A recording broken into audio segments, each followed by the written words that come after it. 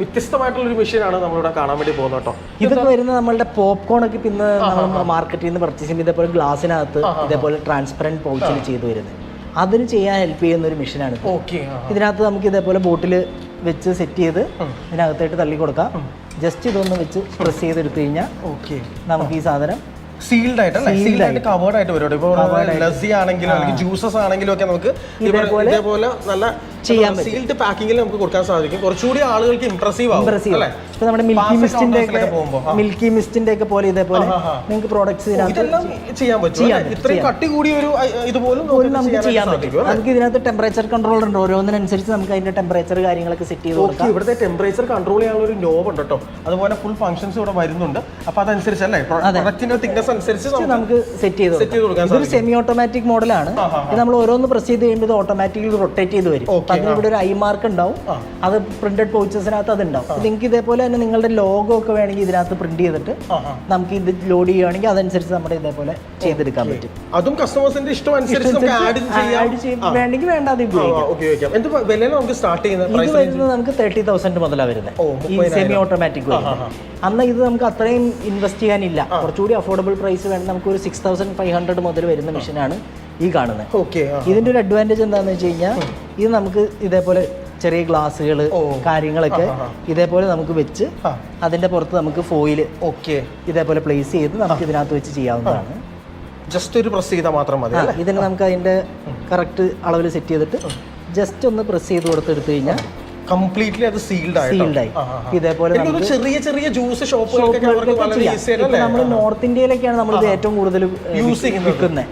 കാരണം അവിടെ എല്ലാ ഹോട്ടലുകളിലും ശ്രദ്ധിച്ചാലും എല്ലാം ഇതേപോലെ പാഴ്സൽ ഹൈജീനിക് ആയിട്ടാണ് അവർ കൊടുക്കുന്നത്. ഇപ്പൊ നമ്മൾ റെയിൽവേയിലൊക്കെ ചെന്നാൽ അവർ തരുന്ന ഫുഡ്, വെള്ളം, ഇപ്പൊ നമ്മളുടെ ഈ പുതിയ വന്നിരിക്കുന്ന ട്രെയിനുകളിലൊക്കെ ചെന്നാൽ നമുക്ക് വെള്ളമൊക്കെ തരുന്ന ഇതേപോലെ. അത് മാത്രമല്ല ഇപ്പൊ ചെറിയ ഷോപ്സിലൊക്കെ സ്വിഗ്ഗിയിലൊക്കെ ലിസ്റ്റ് ചെയ്യുമ്പോൾ ഈസിയാണ്. മറ്റു വരുമ്പോൾ നമ്മൾ ടേപ്പ് ഒക്കെ ഒട്ടിച്ച് ലീക്കൊക്കെ ചെയ്ത് അതെ, ഇതാവുമ്പോൾ നമുക്ക് പ്രോപ്പർ സെറ്റപ്പിൽ കൊടുക്കാൻ പറ്റും.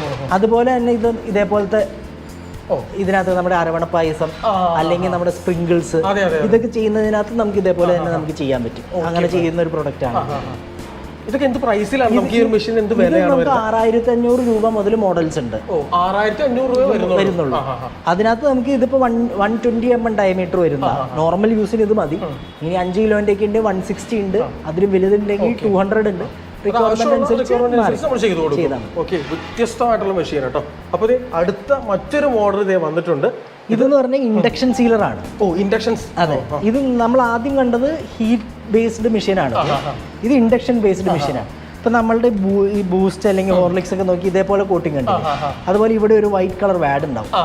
ഇത് നമ്മൾ അന്നേ ദിവസം തന്നെ തീരില്ല. ഇത് പൊളിച്ച് നമ്മൾ എടുത്താൽ പിന്നെ അത് അടച്ചു വെക്കും.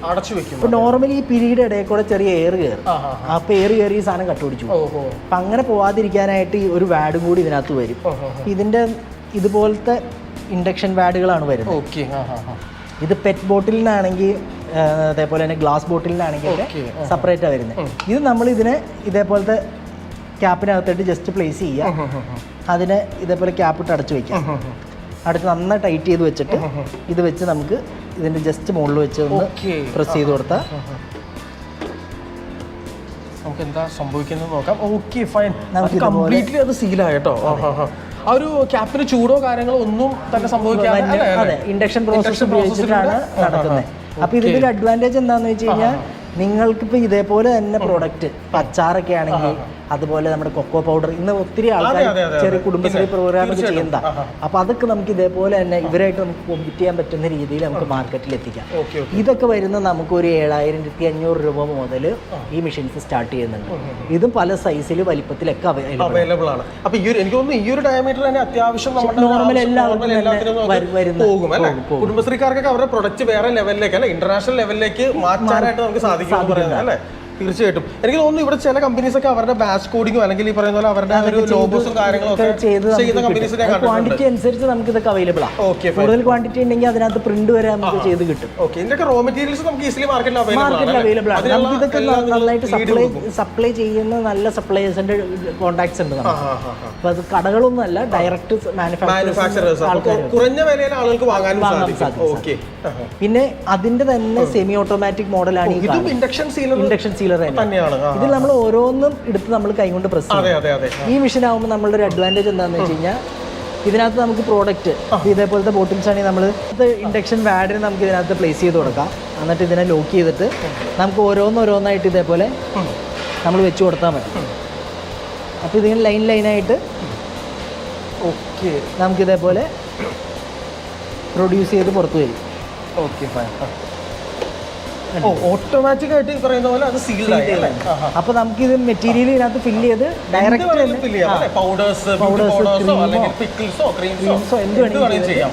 നമുക്ക് ഇതേപോലെ ചെയ്ത് കൊടുത്തപ്പോൾ നിങ്ങളുടെ പ്രോസസ്സിങ് സ്പീഡായിരിക്കും. ഇതും ഈ പറഞ്ഞ പോലെ സാധാരണ നമ്മൾ 3 ഓപ്പറേഷൻസ് ഒക്കെ ആയിട്ടായിരിക്കും ചെയ്യുന്നത്. ഒന്ന് ഫില്ല് ചെയ്യുക, രണ്ടാമത് ഒരാൾ ക്യാപ്പിട്ട് അടച്ചൊക്കെ വയ്ക്കും, അടുത്ത ആൾ ഇൻഡക്ഷൻ സീലറോ എന്തെങ്കിലും വെച്ച് സീൽ ചെയ്യും. അതിന് പകരം ഫില്ല് ചെയ്യുന്ന ആൾ തന്നെ ക്യാപ്പിട്ട് അടച്ച് നേരെ കയറ്റി വയ്ക്കാം. ആ സ്റ്റൈലിലാണ് നമുക്കിത് ചെയ്യാൻ പറ്റുന്നത്.